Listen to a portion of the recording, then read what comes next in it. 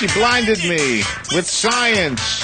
6 minutes after 9 o'clock, Jim George is in the studio. He's the owner of American Cable Services, and he's here to answer your questions about so many different things. We're going to learn a lot from Jim. One of the things that I have learned in the years of doing interviews with people who have specialties is that whatever their specialty is, I know nothing about it. I might think I know something about it, but it turns out I know very little except for maybe the surface level. For example, American Cable Services, I know a little bit about getting cable into your house and seeing the TV picture. That's about it.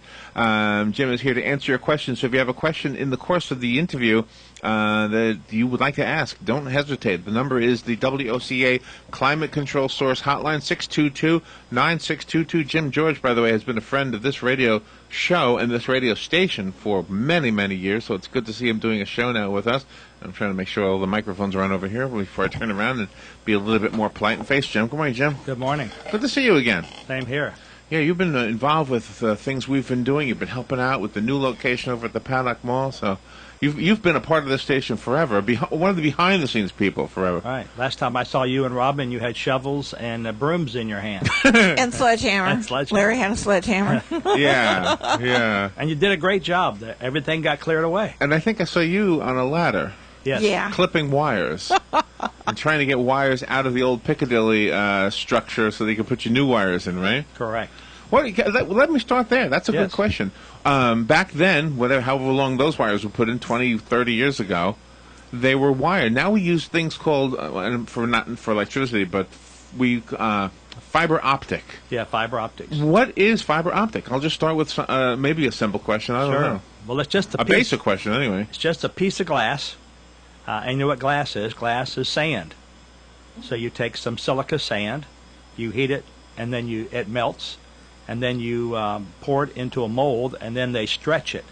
And depending upon how far they stretch it, that's how thin the fiber optic gets.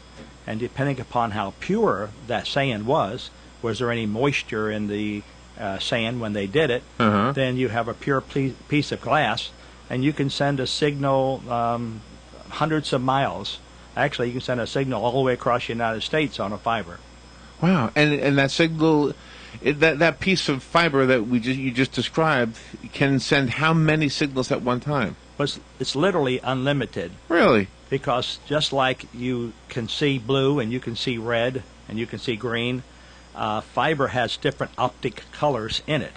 And right now the equipment that's available today has 64 different colors.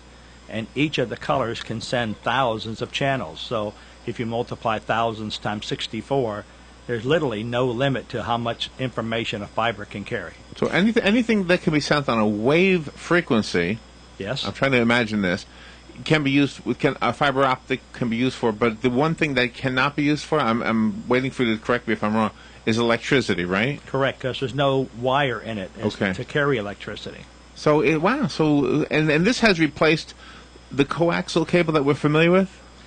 For long distances, it's replaced it. Really? Like in Ocala Palms, we recently wired Ocala Palms, and they had over 100 amplifiers in there. And by putting fiber optics in there, we only have 40 nodes. A node's nothing but a device that converts fiber over to coax, so that the coax can go into the home. I got you. And removed 100 amplifiers. So the technology development that you're describing has made it easier for you in the technical side of things. Has it changed anything for the consumer? It has. He gets clearer pictures. Basically, if you sent a fiber, let's say from here all the way to Leesburg, the signal that left here is the same signal that arrives at Leesburg. No difference. Wow. If you were to send it over copper wire, it'd have to be amplified multiple times, and by the time it got there, it'd have degradation in it. A little bit of snow, a little bit of lines. Gotcha. Yeah. So it's pure. And is everything buried, or is it above the ground? How does that work to protect it? It's both. The city of Ocala, for instance, has their own fiber optic network. And if you go out and look at the pole on Silver Springs Boulevard, you'll see way up in the power line a black wire. That black wire is their fiber.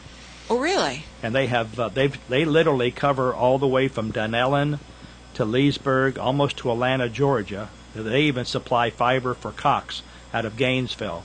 So the city of Ocala is very progressive in their fiber Really? optic network. All right, now let me ask. Wow. This is again. Remember who you're dealing with here. I'm ignorant when it comes to almost everything. Okay, so if I'm at a movie theater, watching a movie, and there's light coming from a projector, and the wavelength from the projector is putting a picture on that screen, right? I understand that process. Right. If somebody opens the door and a bright light comes in, it diminishes the picture and it's not as good, right? Until the door closes. If you take the insulation off of a fiber optic and light gets into it, does it affect the end result? It would. It would. It would. Oh, wow. So the weakest link in fiber optic is the insulation. Is the jacket, yes. Wow. So is that something special that prevents it from corroding and deteriorating? Well, if it's outside, it has a black jacket on it to keep the ultraviolet light from getting inside the fiber optic cables. And when you see a fiber optic cable, you're not looking at one cable. It might be the size of a pencil, but it could have as many as 72 fibers inside of it. Oh, wow. Oh, wow. Okay. But the fibers are the size of your hair, let's say. So how do you protect it when it's in the ground? Because you still have that moisture from the elements. and It's in a shifts and jacket, things. and the jacket has a gel compound in it to keep moisture from seeping into it. Oh. And then it's inside of a conduit. They usually do not direct Oh. bury fiber. They usually put it inside of a conduit, although they do make armored fiber, which allows you to bury it. Wow. Now, are the signals that we're talking about TV and home movies and all that, what about the internet? Does that come across fiber optic as well? It does. Even your phone now is fiber optics. Really? Anything that's a signal. So that would be anything visual or audible. Anything else? Can you smell anything through it? No, but basically what it does, it eliminates miles and miles of copper. You still have the last mile, we call it, to be copper. That is the wire going into your home. Right. And the wire down the street, that's usually always copper. Okay. But down the main thoroughfare to get to your development or to get to your area is fiber. When you said you had wired Ocala palms, what does that mean? Well, they had an old TV system in there, and we went in there and took out literally everything they had except some of the underground coax, and we rewired the entire development so that they went from having 12 channels as their basic to having 21 channels as their basic with no additional cost. They went from having like 72 channels as the maximum number of channels to have 96 channels now. And we added internet and we added phone. So now a person living in Ocala Palms can have high-speed internet and can have unlimited phone. So we've done that as a project just to test out some technology of our own. And some of the technology of our own is we now offer IPTV, which is Internet TV. Oh, gosh. Oh, wow. I think I saw that coming. I think I was psychic with that one. Oh, so let me ask you about that, about being able to see ahead. You work in this field, so Yes. you can probably see the future better than most people. How long have you done this? Let's give a little bit of history. 48 years. 48 years. So 47 years ago, after you were no longer green, could you have imagined the technology back then that you're working with now? And did you? Did you see it coming? No, I did not. We always try to look at what's called the second curve, basically what's around the corner, but it's not as easy as it sounds. So what you have to do is you have to pick up on other people's visions, almost like Star Trek. You've got to see what some people imagine, and then you have to see if it's feasible. Visible, yeah. And it is. I mean, right now, for instance, IPTV, because it's over the internet, if you have wireless internet in your home, you can watch TV wirelessly anywhere, and that's when you see the AT&T Uverse, Yeah. where put the TV anywhere you want. What they don't tell you is you still have to plug the TV in. So if you're going to be running a line for the TV to plug it in, you might as well run a coax to operate it. So when you say over the internet, does that also include the local channels like 2 and 6 and 20 out of TV 20 out of Gainesville? It does. It does. One of the things that sets us apart as compared to a large company, like let's say Prism. Prism is a cable TV company owned by CenturyLink. So if you call up CenturyLink and you'd like to have TV, they will come out and they already have the coax. I mean, they already have the phone line in your house. So they're putting a form of IP over the phone line so that you can have TV in your home. But they're out of Orlando, so you get no Ocala channels.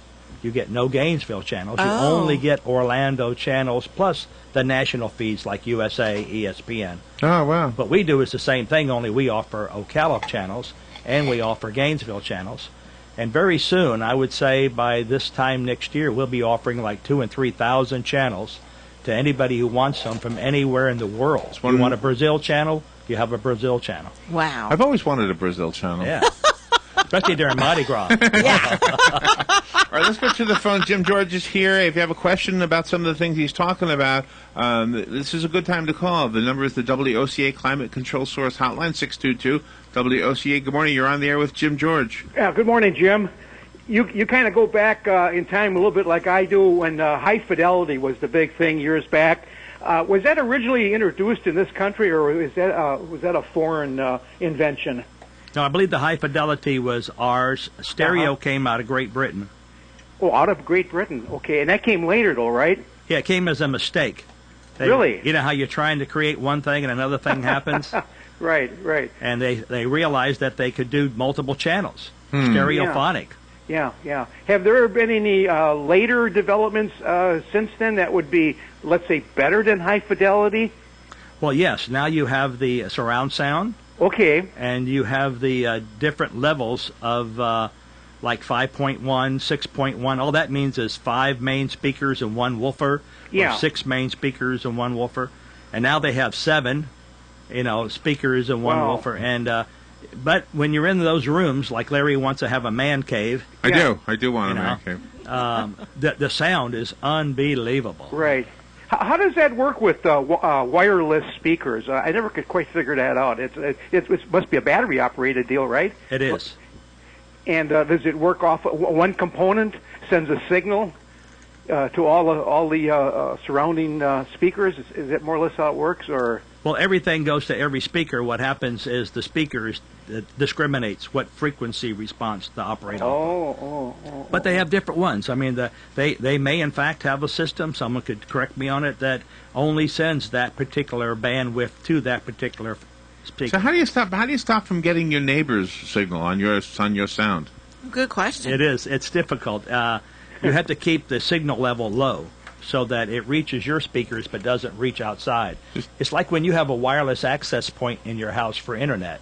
You can get a wireless access point, put it in your house. Right. You have a laptop. You can go anywhere in your house, and the laptop will connect with the wireless. Well, if I'm outside your house, I can connect to your wireless access point, too. It depends how powerful it is. But you need my code, right? Well, that's why they invented the codes to keep you off. But a good hacker can get into those codes within minutes. Yeah. All right. Thank you, Hugh. Yeah, thank you. Yeah, appreciate your thoughts on that one. So let's talk about this for a second, this whole surround sound thing. Because years ago, I guess I had one of the early versions of this. And I was watching a George Harrison concert, okay? And I put my chair in the middle of my living room, and I was testing out this new thing, right? I had 2 speakers behind me, 2 speakers to the left and right, the woofer in the front, and there was a 5th one somewhere, I guess. Okay. Mm-hmm. All I heard behind me was coughing. It was a concert I'm watching. Oh. So I'm thinking, wait a minute. In other words, what they did is they have stereo sound in front of me and a couple of booms here and that. But behind me, all I hear is the guy in the back row coughing. Yeah. Yeah, they put microphones up throughout the venue, as you know. Yeah. And the microphone collects all the signals, and then they feed into a mixer of some type that muxes it all together. And then it gets delineated in the sense that this frequency goes here. And so, yes, theoretically, you could have turned the back speakers off and had the rest of the sound without the coughing. When the large screen TVs first came out, they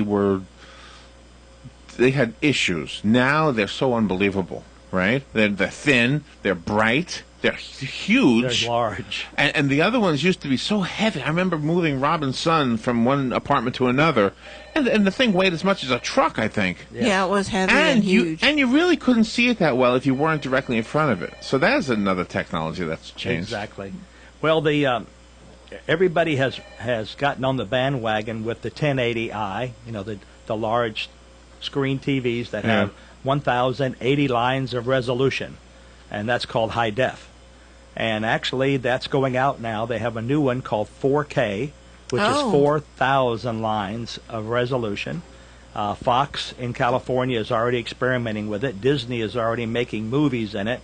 So Sony has gotten on the bandwagon. So by this time next year, right now the TV set costs about $30,000 Oh my for goodness. a 4K TV. You could almost buy one of Mark Johnson's banjos with that. Yeah, I think so. Do you know who's never going to use that high-tech stuff, that high-quality stuff? The guy who films Bigfoot. He always uses That's right. He always uses a crappy camera. It's hard to get a grainy camera nowadays. Well, how do you, as a cable company, keep up with technology? Because it seems once you run all the lines, the TVs have a different technology. Do you have to redo the lines again? No, just about everything is backward compatible. That's the beautiful part about technology. When they, even before the Society of Cable Television Engineers or before the National Association of Broadcasters, before any of those sign off on it, they always make sure that the new technology is 90% backward compatible. Oh, wow. So the existing wires in your home will still work. Your amplifiers will still work. All right. Good morning. You're on there with Jim George. Good morning. I have a question about my home internet connection. Yes, sir. I'm an early riser, and when I'm on my computer at, say, 5:30 in the morning, it seems to be really fast. But in the afternoon, it seems like it's slowed down. Is that because there's more demand on the system? That is true. More demand, or actually more people using that portion of the network that you're on. Because And what would be my? How could I alleviate that? Would I have to sign up for a faster service or something? you can sign up for a faster service, but think of it like this. The bandwidth is how wide the road is. It's 6 lanes, let's say. And the speed that you travel is how many cars are on that lane. So if you got a wider bandwidth, and if you signed up, instead of for 6 meg, you signed up for 12 meg, if those same 6 cars would be trying to get on, but now you'd have double the lane, so you would maintain your speed better. So yes, you could sign up for a larger one, but it would still, you would never get what you sign up for. The way the contract reads is up to 10 meg or up to 12 meg, whatever it is. It's not a guarantee of 12 meg. Oh, I didn't know that. Thank you for answering the question. All right. Good question. And plus, when you use the roadways as an analogy, that tells me that, well, don't go to the places everybody's going to. Correct. Like, stop looking at Naked News and go to NBC for a change. Exactly. Oh, there you go. That's right. We'll always come back to Naked News. Yeah. Well, that's true. A lot of times, even when we put in a internet for a homeowner, they'll say, but it's so slow. I mean, I didn't improve anything. And I'll say, well, where are you going? And let's say they're going to a site on Yahoo that is today's news. And they're going at 8 in the morning. Well, everybody in the nation's going to Yahoo at 8 in the morning to get news. You know? Yeah, right. It's not the network that's slow. It's the server at the point of origin that's slow. Plus the traffic, as you said. Yes, how much traffic is trying to get in. Oh, wow. When we download, like from iTunes, let's say, a movie, it's already there. It's already in our system, right? Right. Isn't that how that works? Well, it depends on which network you're downloading. You mean like Netflix? Yeah, I guess. I used to have Netflix, but they actually sent the DVD. I don't have that anymore. But like right now, what I use, if I'm going to watch a movie, I can rent a movie from iTunes. Yes. And then it goes away after I watch it. Okay, like a day later, something like that. So, is it literally in my computer and then self-destructs? Like, It does. really? Yeah. So I'm not at the mercy of the internet at that point. Right. If you downloaded it to your laptop, let's say, you could watch it whenever. But most organizations now have a time limit, 24 hours, 48 hours. Right. And then they also have an encryption sometimes that does not allow you to burn a CD. If you try to make a copy Right. of it, Well, that's fair. it wouldn't Yeah, let you. Sure.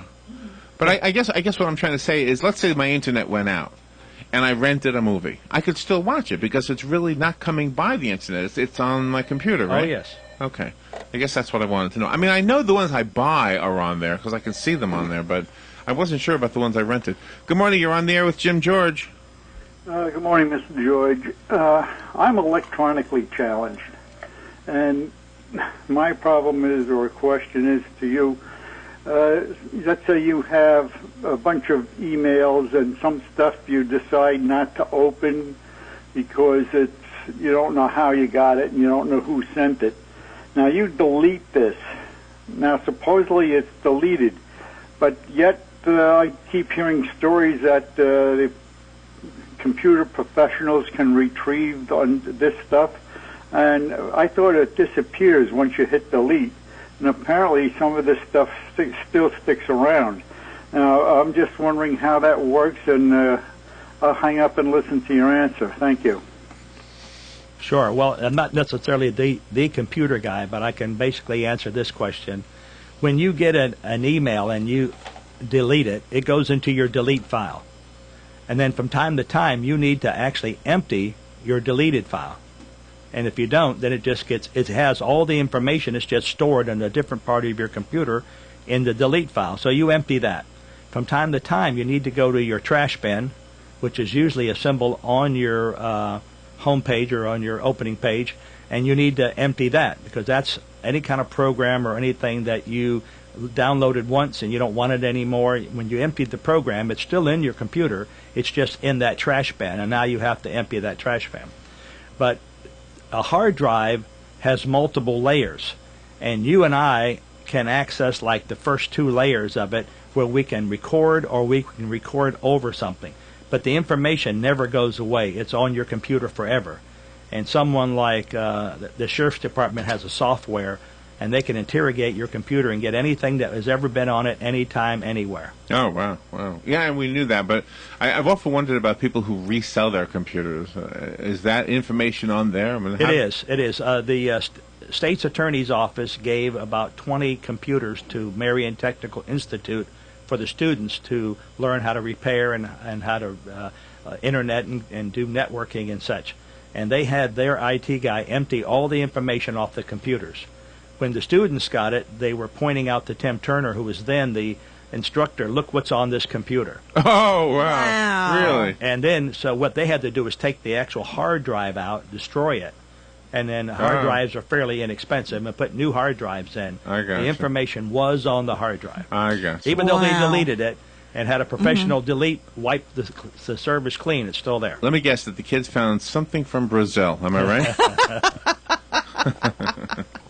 Well, this is an awesome venture that you undertake, because sometimes the people like to go with the huge companies that have been around a lot of years, but you're coming into the area, you live in the area, you have your family here, and it's really refreshing to know that you're here, because if someone has a problem, they don't have to talk to a computer, they can talk to you. Right.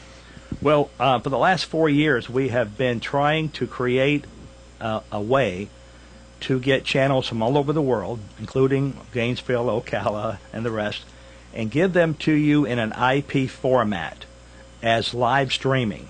So the little bit of difference is if you go to the internet, whether it be YouTube or whatever, and you click on something that's streaming, it sometimes stops and says buffering. Right. There's not enough information coming in fast enough for your computer to handle it all.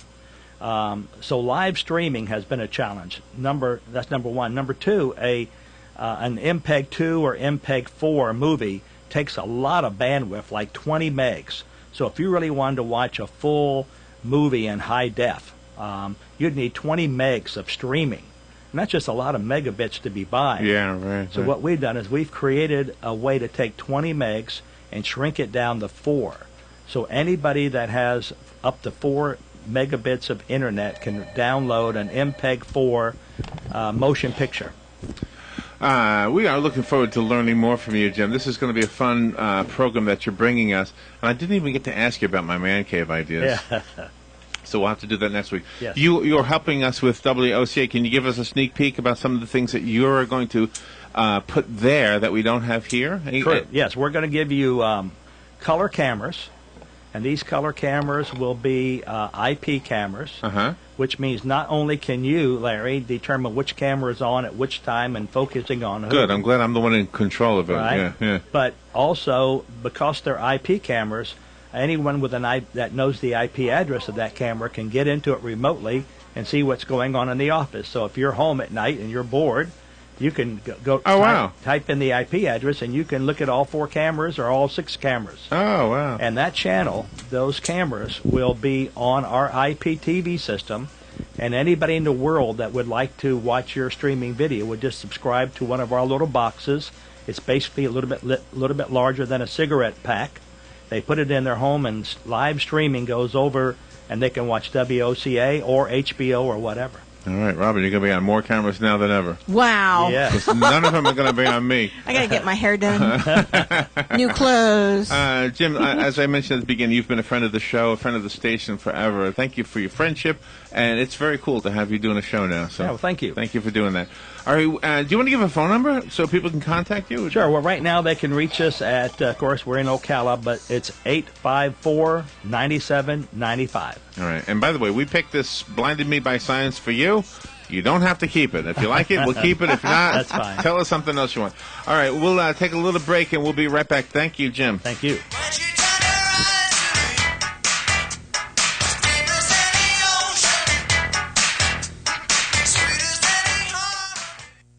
Ocala's information station, 1370 WOCA. Ocala.